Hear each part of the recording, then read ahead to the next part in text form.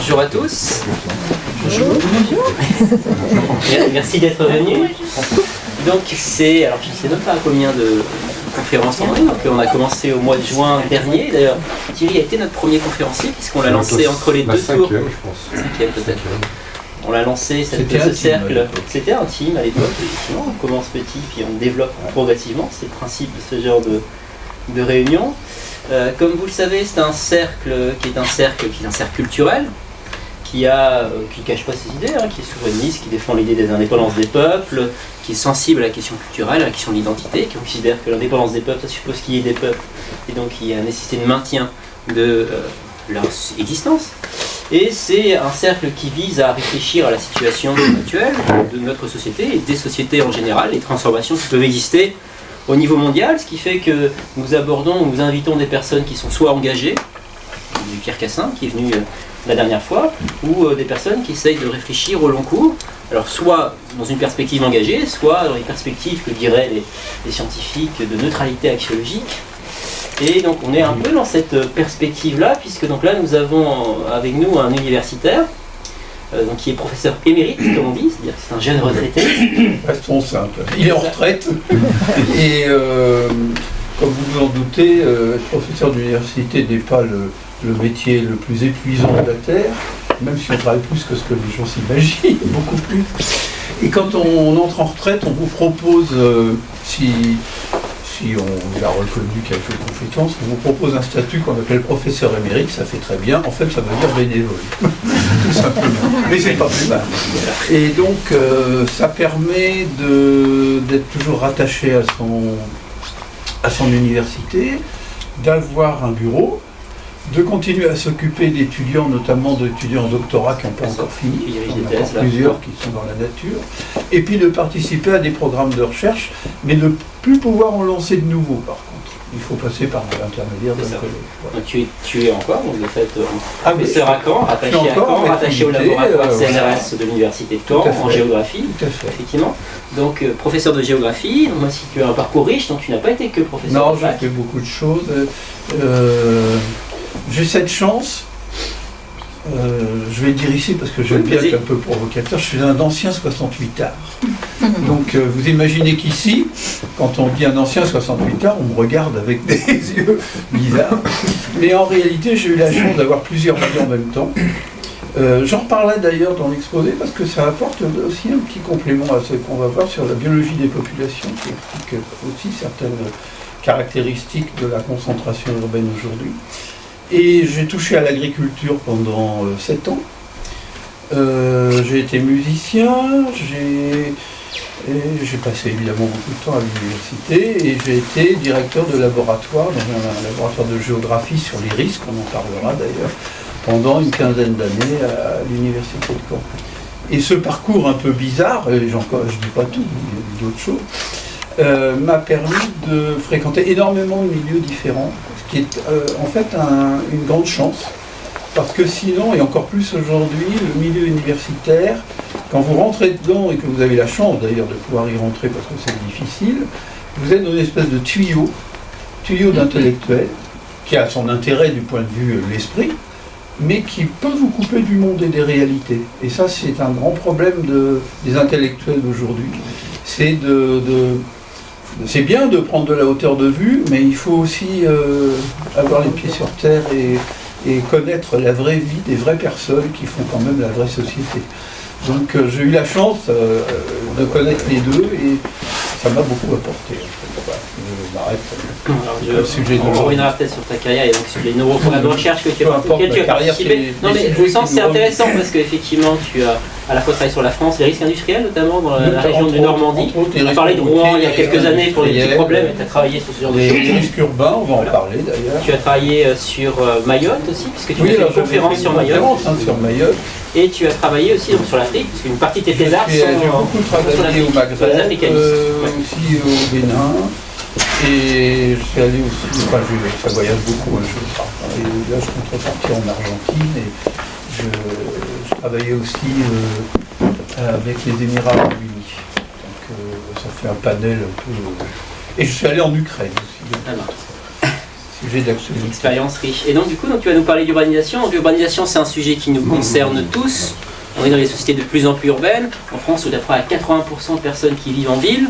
On a une croissance urbaine au niveau mondial. On a plus de 50% des gens qui vivent en ville aujourd'hui dans le monde. Et donc c'est une croissance qui va cesser de se confirmer. Et ça pose un certain nombre de questionnements sur le futur en termes d'inégalité de territoire, en termes de fonctionnement des systèmes économiques. Et puis concrètement dans ces villes, ça pose la question des risques, qui est ta spécialité, sur les risques industriels, les risques environnementaux, la question de l'insécurité aussi. Mais les risques sociaux. Et les risques sociaux. Évidemment. Donc tu vas nous présenter Voilà. un large panel de cette situation en nous faisant voyager de la France à ailleurs. Et oui, en c'est une revenant mise sur en la France. perspective. Pour démarrer cet exposé, j'espère que vous voyez tous bien.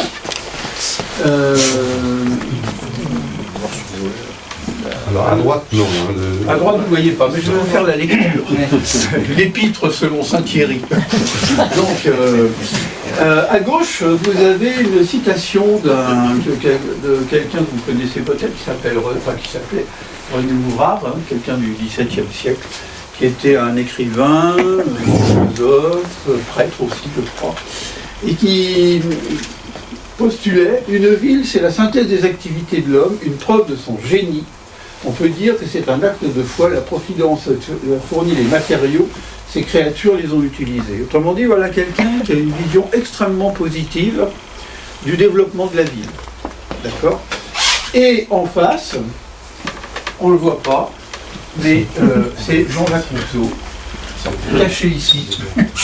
Jean-Jacques Rousseau qui, lui, évidemment, tient le discours exactement contraire. C'est-à-dire que les hommes ne sont point faits pour être entassés en fourmilière, mais épars sur la terre qu'ils doivent cultiver. Plus ils se rassemblent, plus ils se corrompent, les villes sont le gouffre de l'espèce humaine. Donc vous voyez que là, vous avez deux visions complètement contradictoires d'une réalité qui commençait à s'imposer. Déjà, c'est-à-dire le développement des villes. Et c'est intéressant parce que cette opposition, on continue de la retrouver aujourd'hui dans différents positionnements. Et la question des villes est une question qui devient de plus en plus importante à l'échelle mondiale, mais pas seulement à l'échelle mondiale. C'est-à-dire à l'échelle de chaque continent, on va le voir, à l'échelle de chaque pays et à l'échelle locale, tout simplement. On est confronté de plus en plus à ce phénomène de développement des villes. Et en géographie, puisqu'il se trouve que moi je suis géographe, on s'intéresse évidemment à ces questions-là, en les mettant en perspective de bien d'autres. Et surtout, la géographie, qui est donc, alors on peut donner toutes les définitions qu'on veut de la géographie, mais pour faire simple, c'est une manière d'essayer de comprendre comment le monde fonctionne à travers la manière dont il se présente dans l'espace. Eh bien, on peut le regarder à plusieurs échelles. Et c'est ce que je vais essayer de faire. Alors évidemment, je n'aborderai pas tous les points parce que ça serait extrêmement long. Et puis, il faudrait appeler des compétences supplémentaires dans d'autres disciplines.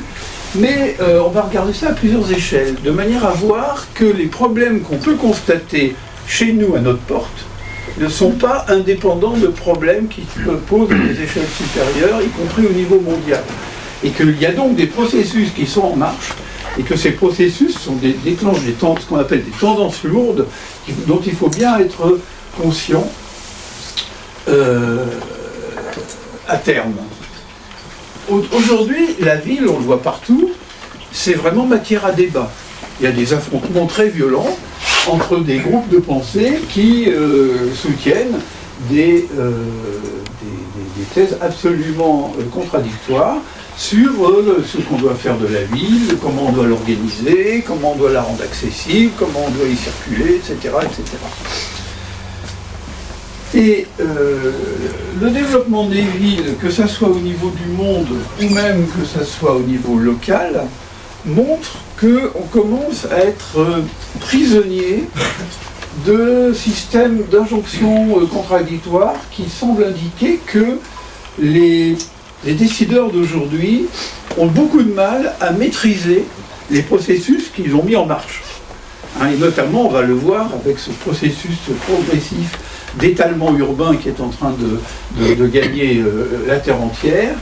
Et ça pose quand même une question, à savoir, pour prendre une image un peu facile, est-ce qu'on est capable d'arrêter le Titanic qui va vers l'iceberg? Donc c'est quand même une question qui n'est pas neutre. Toutes les grandes enseignes, comme on dit, sont représentées autour de Caen. D'accord ? Voilà. Les fonctions de la ville ont évolué, c'est-à-dire qu'on a vu apparaître ce qu'on appelle des villes relais, des villes dortoirs, c'est-à-dire des villes où la seule fonction réelle de la ville, c'est de permettre aux gens de ne pas dormir dehors, c'est-à-dire d'avoir un appartement, ou alors éventuellement une maison dans un lotissement, avec accès quand même à la propriété pour un certain nombre de personnes, avec développement du crédit, etc. etc. Et puis, développement des infrastructures de transport. Parce que qui dit extension de l'espace urbain, il faut bien que les gens travaillent. Les emplois, en particulier les emplois de type industriel, quand il y en a encore, ils sont sur les périphéries des villes. Il faut bien que les gens puissent se rendre au travail et en revenir. Et au passage, remplir le nombre d'activités qui fait le cycle quotidien de chacun, c'est-à-dire emmener les enfants à l'école, faire les courses, rentrer le soir, etc., etc. Donc, il y a une explosion du rôle des infrastructures et des transports. C'est l'époque aussi où il y a un énorme développement de l'automobile et de l'accès à l'automobile, avec tous les dispositifs de crédit qui font que les gens peuvent avoir beaucoup de gens ont recours à l'automobile, en plus d'utiliser les infrastructures de transport en commun. C'est une problématique qui est toujours actuelle. Ça veut dire que l'intensité, alors qu'est-ce que c'est que l'intensité? C'est la combinaison de la densification et de la mise en mouvement. La ville, c'est le lieu par excellence où on concentre des gens dans une démarche d'hyperactivité et donc de déplacement, ce qu'on appelle aujourd'hui les mobilités. Eh bien, cette intensité développe le culte de la vitesse et de la valorisation du sol, et notamment de l'immobilier. Donc en fait, on a développé énormément de réseaux de transport, on a développé la voiture, on a développé donc les RER, métro, bus, etc., etc. Et on va voir qu'on arrive, malgré tout, aux limites de ce qui est possible. Et on y arrive vraiment. Tout cela s'accompagne de changements de logique.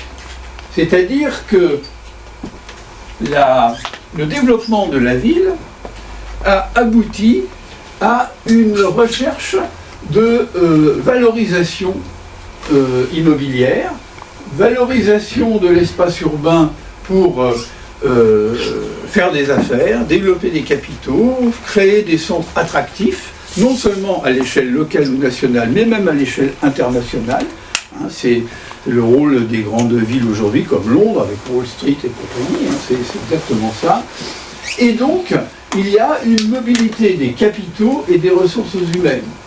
On rentre progressivement dans le poids et les tendances lourdes de la mondialisation et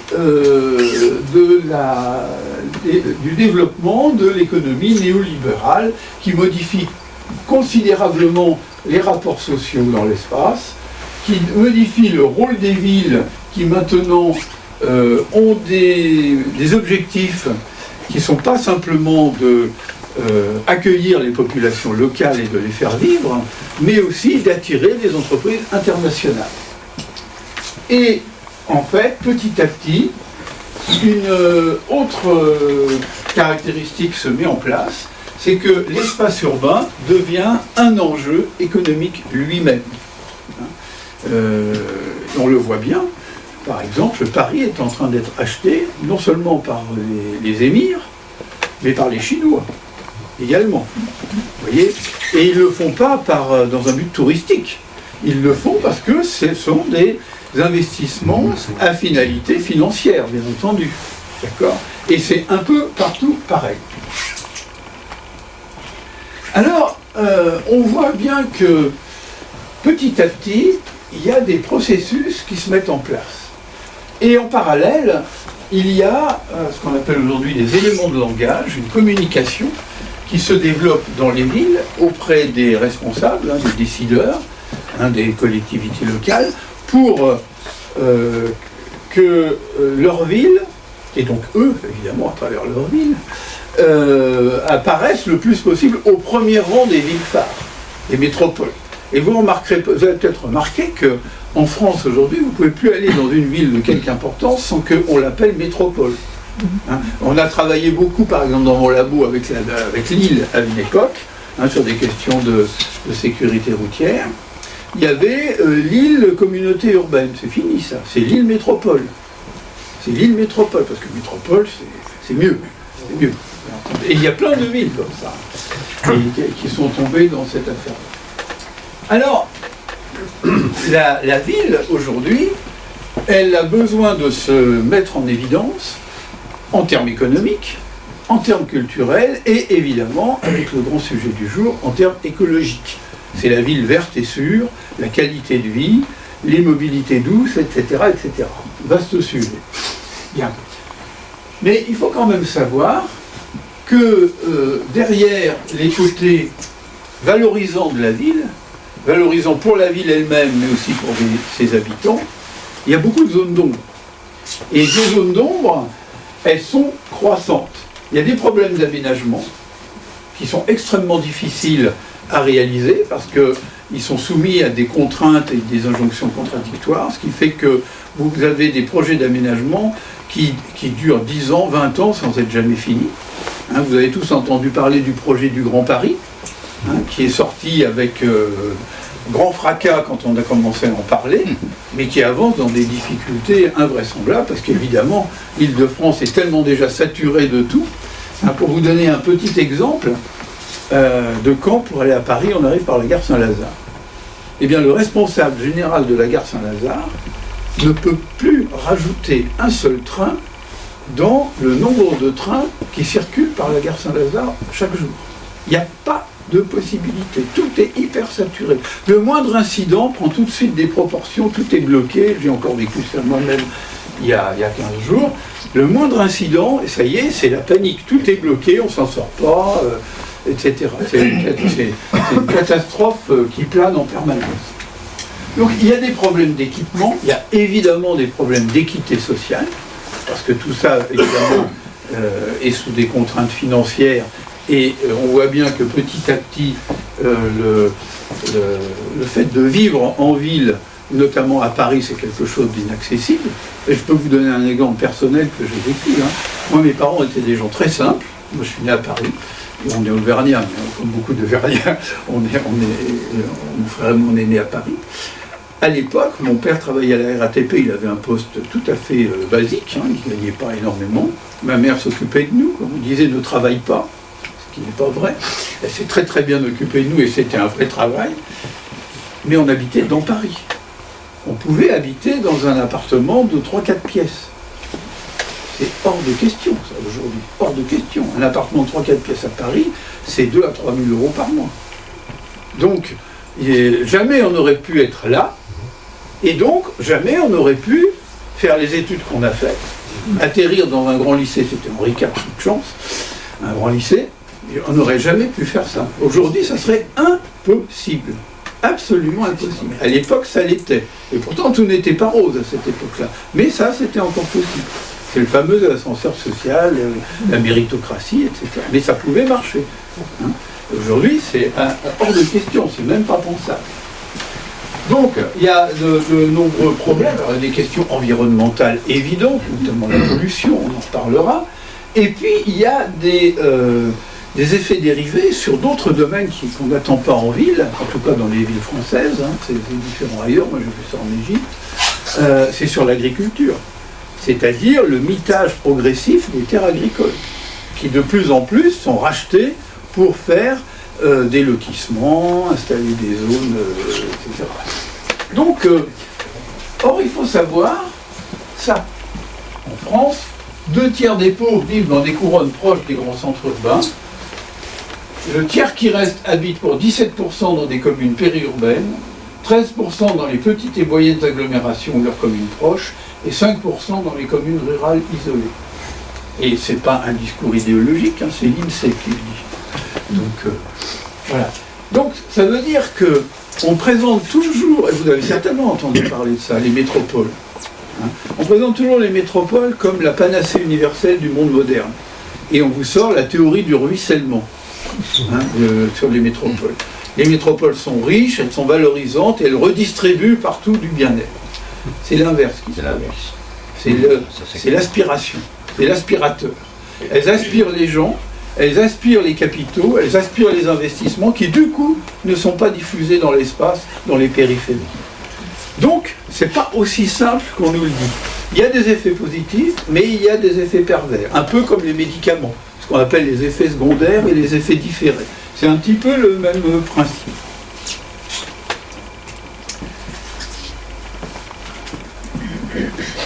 Un des résultats, c'est que le développement des villes aboutit à un réseau de villes qui deviennent extrêmement dominantes sur l'ensemble du territoire.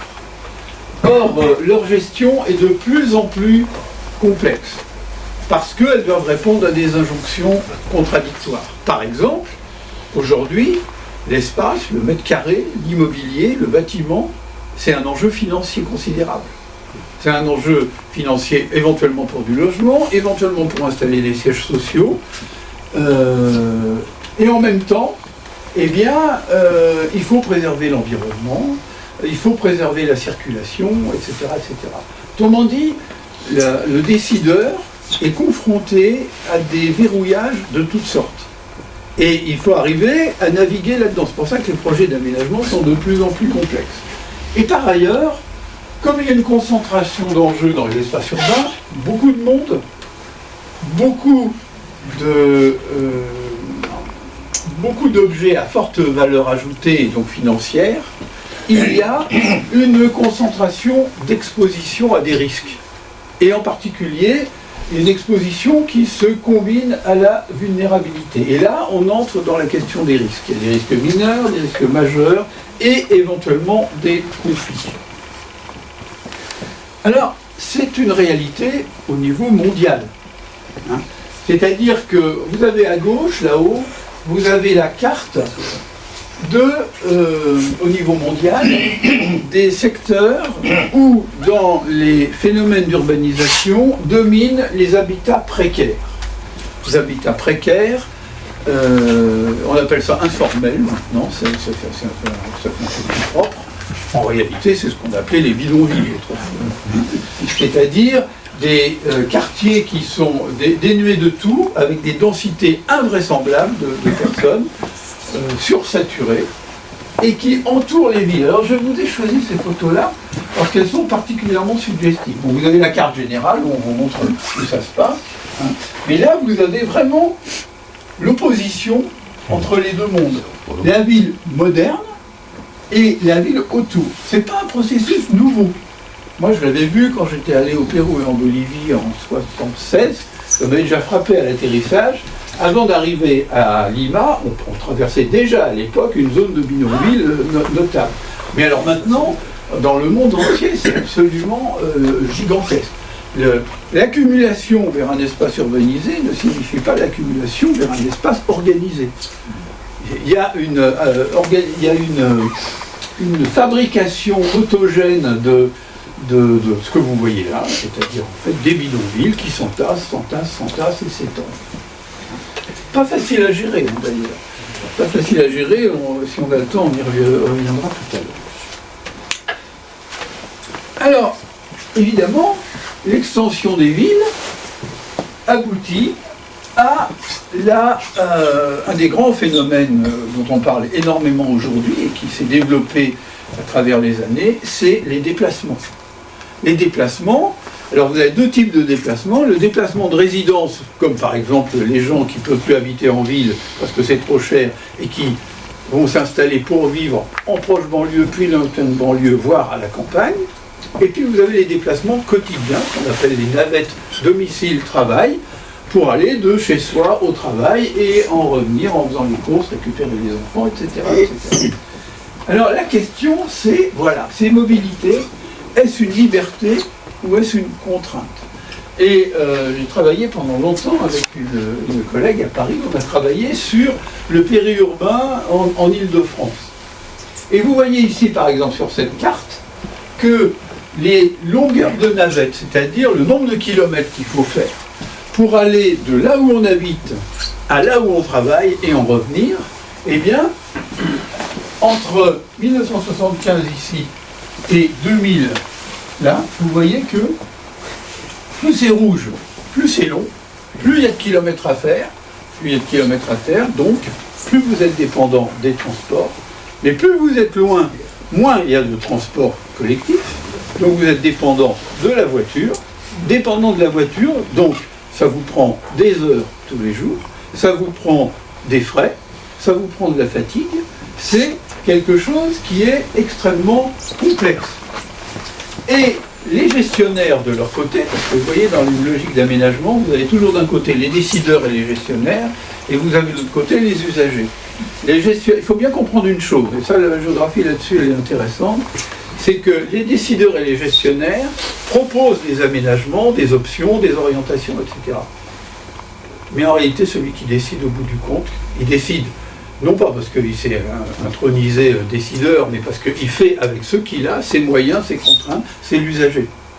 C'est l'usager. Et si vous mettez par exemple un système de transport en commun qui ne rend pas le service dont les gens ont besoin, ben, ils s'en serviront pas, ils resteront avec leur voiture. D'accord? Et ça, il faut pas faire autrement. Ou alors, il faut revoir complètement l'organisation du territoire et imaginer que, par exemple, avec des villes polycentriques, des activités redistribuées un peu dans l'espace, on arrive à remettre à portée de la main des gens qui s'y trouvent les moyens dont ils ont besoin pour subsister. Des emplois, des écoles, des hôpitaux, j'en passe et des meilleurs. Vous voyez ? Donc, on arrive à des systèmes qui deviennent de plus en plus complexes à gérer. L'étalement urbain, qui, au début, avec l'accès à la voiture, a dit aux gens, voilà, maintenant je peux me déplacer, c'est mieux. Au bout d'un moment, ça devient inextricable. Et je suppose que vous êtes tous allés quelques fois autour de Paris, voir en voiture, et c'est absolument infernal. C'est devenu... Bon, hier j'étais à Vannes, la sortie de Vannes aussi à 17h, c'est pas triste. Hein. Mais enfin, à Paris, c'est absolument dramatique. Alors, bon, là je fais vite, hein, mais il y a des effets induits qui se passent en dehors même de l'espace urbanisé proprement dit. Par exemple, la destruction d'espaces, espaces naturels et terres agricoles. La SAFER estime que la ville mange, dévore, engloutit 78 000 hectares par an en France. Autrement dit, la surface agricole d'un département moyen en 4 ans. C'est pas rien. C'est pas rien. Par ailleurs, qui dit ville dit construction de bâtiments, dit aussi voirie, béton, bitume, construction, voirie, réseau divers. 88% des espaces artificialisés sont pris sur des terres agricoles.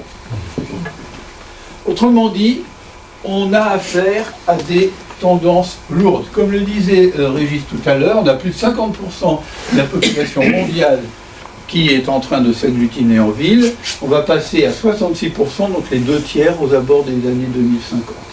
Ça, c'est dans les prévisions de l'ONU. Alors, maintenant, on va revenir sur la question des risques. Accumuler les gens, les entasser les uns sur les autres, ça peut s'expliquer par un certain nombre de raisons objectives, mais ça a des effets. Ça a des effets, en particulier, et ça, c'est un sujet intéressant, c'est d'ailleurs pour ça que je me suis intéressé à cette question-là depuis très longtemps, c'est que les sociétés humaines, les individus déjà, nous tous, pris individuellement, mais globalement, les sociétés humaines s'arrangent pour vivre en mettant de côté un petit peu tous les risques qu'on a au-dessus de la tête en permanence. Vivre, c'est d'abord survivre. Après, on peut donner un sens à sa vie, et là, on peut appeler ça vivre. Mais il faut d'abord survivre. Or, les villes représentent une concentration de ce qu'est un risque. Qu'est-ce que c'est qu'un risque? Un risque, c'est d'abord un aléa qui peut se produire. De toutes sortes. Ça peut être une explosion industrielle, un ouragan, un tremblement de terre, tiens, par exemple, comme en ce moment en Turquie et en Syrie. D'accord. Mais cet événement-là, il ne devient catastrophe que parce qu'il y a un enjeu qui est atteint par cet aléa. Il y a du monde. Il y a une entreprise, par exemple une usine, par exemple Fukushima. Fukushima, il y a eu un tremblement de terre en mer, un tsunami en conséquence, qui est arrivé sur les côtes japonaises, Fukushima, une zone très peuplée, beaucoup d'activités, dont, pas de chance, une usine nucléaire. Bon.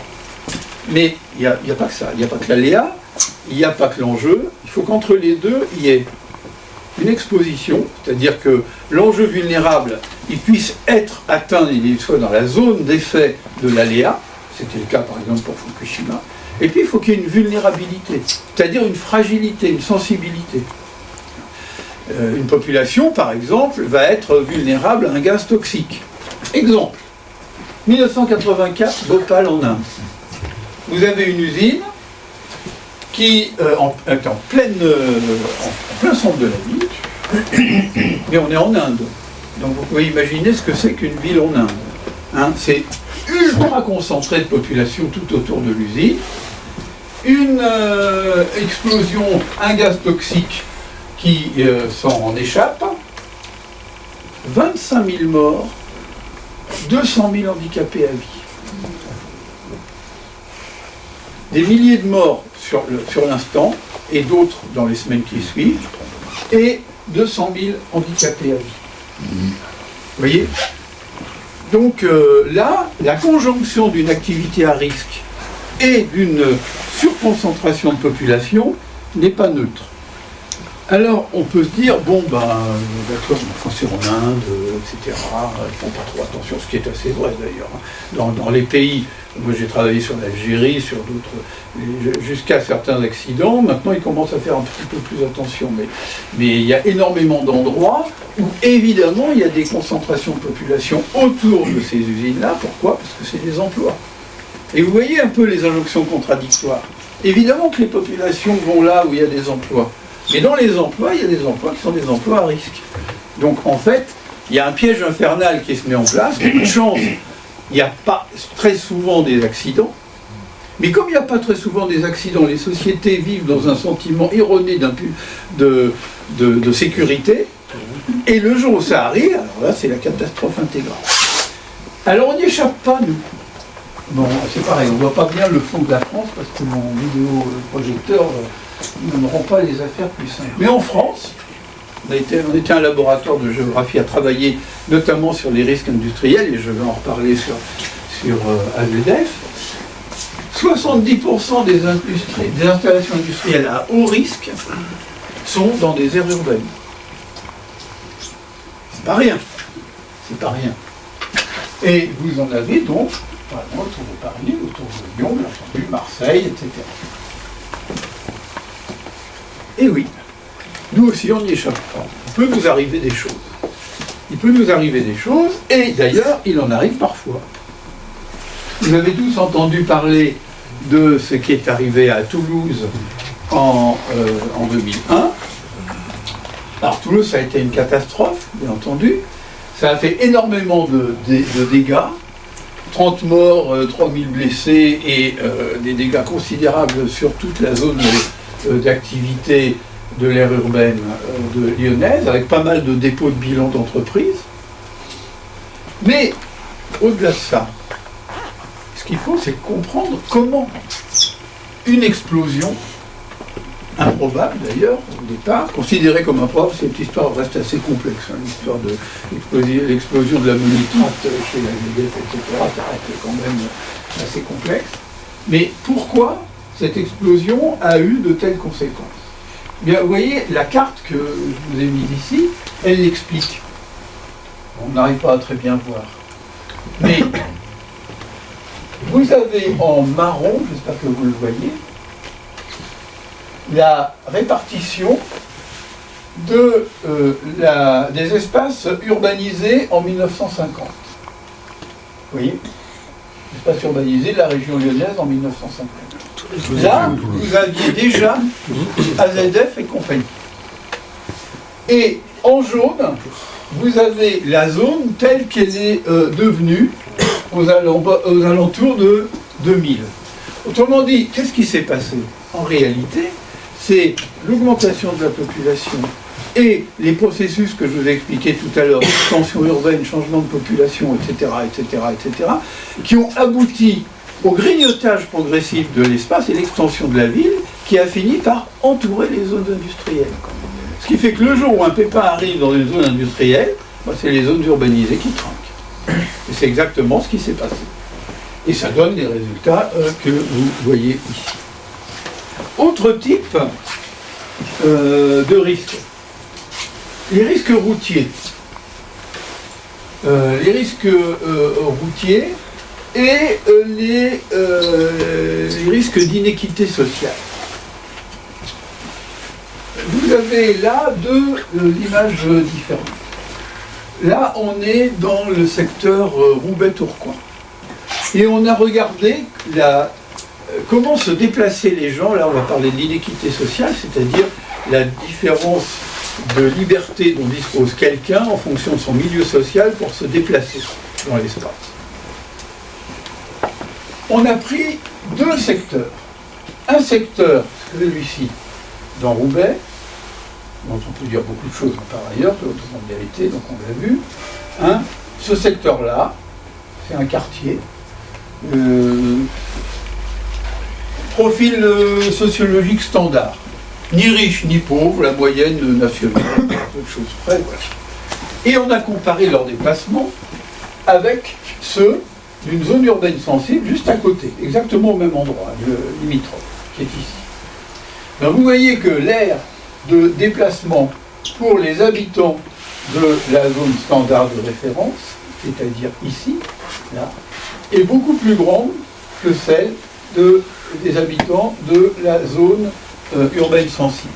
Autrement dit, dans l'urbain, tout le monde n'est pas à égalité dans plein de domaines, et notamment dans la liberté de se déplacer. Autre exemple, les accidents. Pareil, on est sur le même secteur, on a nos deux secteurs. Là, la zone urbaine sensible, donc profil social défavorisé, ça veut dire très fort taux de chômage, très faible niveau d'instruction, très faible revenu, beaucoup de femmes isolées avec enfants, enfin toutes les caractéristiques de la difficulté à vivre. Et là, on a, pour cette zone-là, les accidents des habitants de la zone au profil standard. Mais vous voyez que dans les zones en difficulté, l'importance, la densité des accidents est bien plus importante que dans les zones au profil standard. Donc vous voyez que dans le fait d'être en ville, la ville verte et sûre et riante et où il fait bon vivre, ça demande d'y regarder de plus près. C'est pas la même chose pour tout le monde. Alors maintenant, on va parler d'un autre type de risque, les risques sanitaires. Les risques sanitaires. Alors d'abord, il faut savoir que les villes sont une concentration de pollution, bien évidemment. Concentration de pollution qui vont se traduire notamment par des problèmes respiratoires, qui sont bien connus chez les nouveau-nés, et même chez certains adultes. Il y a énormément de problèmes, de bronchiolites, de problèmes respiratoires qui se développent dans les populations urbaines. Autre phénomène, la toxicomanie et les maladies qui suivent. La toxicomanie, plus 26% en 10 ans, ce sont les données de l'ONU, évidemment. Alors ça, c'est un fléau absolument considérable qui est en train de se développer partout, avec toutes sortes de raisons derrière, mais il y en a au moins deux fondamentales. C'est que d'abord, les réseaux de trafiquants sont extrêmement organisés, et que deux, il y a de plus en plus de gens qui consomment. C'est triste à dire, mais dans tous les milieux, toutes les tranches d'âge, on consomme de plus en plus de stupéfiants qui eux-mêmes se renouvellent et deviennent de plus en plus toxiques et addictifs. Donc on a un phénomène qui se combine avec la densité de population qui rend évidemment ce processus de plus en plus envahissant. Et puis évidemment, le sujet que vous attendez, c'est les épidémies, les pandémies, comme on dit. Et là, il faut savoir que l'ONU reconnaît lui-même que les villes sont les épicentres épidémiques, et notamment, c'était le cas pour le Covid-19. 90% des cas de Covid sont en milieu urbain, à l'échelle mondiale. 90% des cas de Covid, 55% de la population en espace urbanisé.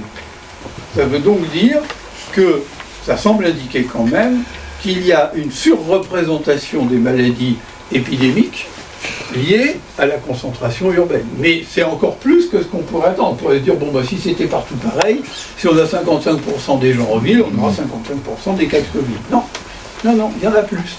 Presque le double. Donc voilà. Avec effectivement tout ce qui est caractéristique des espaces urbanisés, densité, déplacement, concentration en vase clos, dans les transports en commun, grands immeubles, grandes surfaces, etc. C'est pas tellement étonnant. Regardez aujourd'hui comment on est en train de revenir sur la conception des centres hospitaliers. À Caen par exemple, ou à Créteil, ces centres hospitaliers qui sont d'immenses bâtiments qui communiquent à l'intérieur par des réseaux d'air conditionné, on n'en veut plus. On a compris que cet entassement et cette espèce de promiscuité permanente de l'air qu'on respire est très nocive. Déjà, sans parler de Covid-19, déjà en temps ordinaire, avec la propagation des maladies nosocomiales, etc. Donc on voit bien que la densification complétée par l'intensification pose problème. Ensuite, il faut bien en parler aussi, les risques d'insécurité urbaine et périurbaine. Alors là, il y a plusieurs choses à dire. C'est un sujet à n'en plus finir, bien entendu.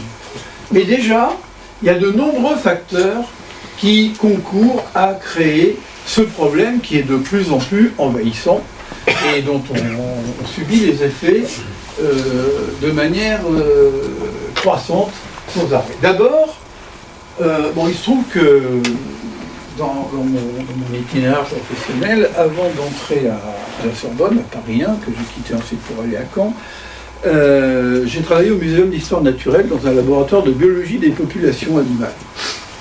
Et quand on travaille sur la biologie des populations animales, on apprend qu'il y a un certain nombre de facteurs qui sont transversaux à tous les êtres vivants, en tout cas tous les êtres vivants animaux. C'est ce qu'on appelle les facteurs dépendants de la densité. Autrement dit, en clair, ça veut dire quoi? Ça veut dire que quand on concentre des êtres vivants, quels qu'ils soient, que ce soit des lemmings, des écureuils, des loups, des lapins, des renards, des gens, tout ce que vous voulez, quand on concentre à l'extrême des êtres vivants, et notamment animaux, il y a un certain nombre de dérives qui se mettent en place au bout d'un moment. Et ces dérives, ce sont des dérives qui débouchent sur des comportements agressifs. Non seulement vous favorisez l'apparition de maladies, ce qu'on appelle des épizooties chez les animaux, on appelle ça pandémie chez nous, mais vous connaissez ça, la myxomatose chez les lapins, il y a une maladie spécifique chez les renards aussi qui prolifère, etc., etc.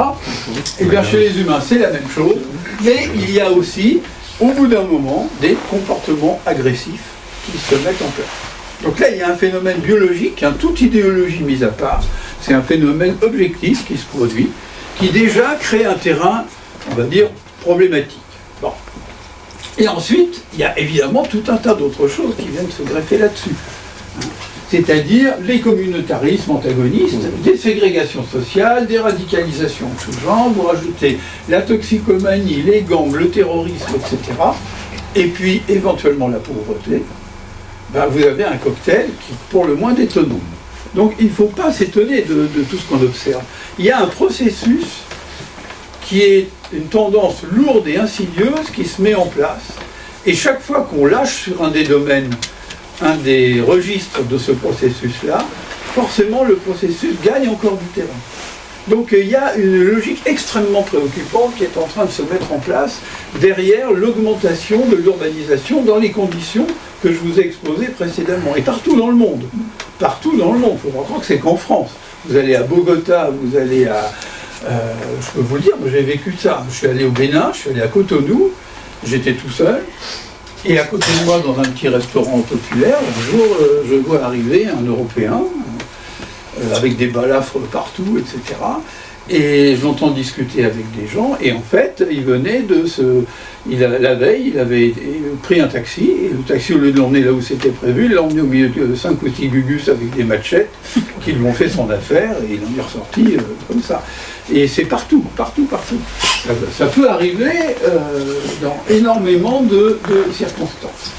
Donc, ça aboutit à créer des espaces en surtension. Surtension fondamentale, retour à l'effet de densité et de biologie des populations, mais aussi qui se décline en différents registres. Des violences individuelles faites aux personnes, des augmentations de violences collectives urbaines et périurbaines.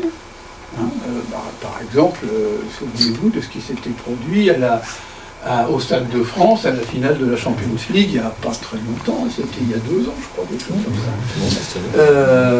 ça. Et confronté à cela, un autre problème, c'est que les forces de l'ordre, autrement dit les organismes qui sont censés assurer la sécurité, qui est un devoir régalien de l'État envers la population, qui sont donc chargés de veiller à la sécurité, bien, les forces de l'ordre ont beaucoup de mal à gérer ces situations-là, d'autant que les autorités qui leur donnent les instructions ne sont pas toujours à la hauteur de la situation. Donc, vous voyez que d'un côté, vous avez un risque qui augmente, et que de l'autre côté, les décisions qu'on prend en amont sur les facteurs qui créent ce phénomène, et en aval, quand les événements se produisent, sont loin d'être toujours à la hauteur des circonstances. Donc ça crée quand même des phénomènes extrêmement problématiques. Alors, je suis peut-être un peu long, alors on va conclure. Tout le monde doit avoir faim, j'imagine. On est en train d'aller vers une crise générale. Et les villes ne sont qu'un exemple, mais quel exemple, d'une configuration de situations qui sont en train de devenir ingérables. Et ça, il faut bien le savoir. Les villes et leurs périphéries sont des indicateurs d'un système qui atteint ses limites d'adaptation dans tous les domaines. On va dans le mur, il faut quand même le dire. Et quels que soient les expédients qu'on trouve, le discours flatteur dont on va enrober ça, ou noyer le poisson, cacher la poussière sous le tapis, il ne faut pas se raconter l'histoire. La situation devient de plus en plus compliquée au niveau mondial, au niveau de chaque continent, au niveau de chaque pays, au niveau de chaque ville. Même des villes réputées comme paisibles autrefois deviennent complexes. Angers, Nantes, Alençon, etc. Donc, il y a quand même le feu est dans la maison. Alors qu'est-ce que ça veut dire? Ça veut dire, ce que j'essaie d'écrire là, c'est-à-dire que la crise, la ville cristallise tous les forçages que les sociétés contemporaines imposent au monde. Beaucoup, excès de densité, intensité, vitesse. Le résultat de tout ça, qu'est-ce que c'est? C'est que les territoires deviennent de plus en plus complexes à gérer. Et la réalité des grandes incantations du moment, vous avez tous entendu parler du vivre ensemble, développement durable, c'est des termes qui, non mais à la base, c'est très vertueux, il n'y a pas de souci. Sauf que l'application dans la réalité, c'est tout à fait autre chose. C'est complètement autre chose. Et en réalité, le développement durable, qu'est-ce que c'est? Ça repose sur 3 piliers. Le social, l'insertion, la santé des populations l'économie, capacité productive, insertion dans la mondialisation, etc. Et l'environnement, respect de l'environnement, veiller au changement climatique, etc., etc. Très bien, très bien. Mais la réalité du territoire, c'est pas du tout comme ça que ça marche. C'est pas du tout comme ça que ça marche. En fait, on affiche des orientations vertueuses, mais en permanence, les sociétés, soit par, on va dire, par lâcheté, soit par ignorance, soit par manœuvre,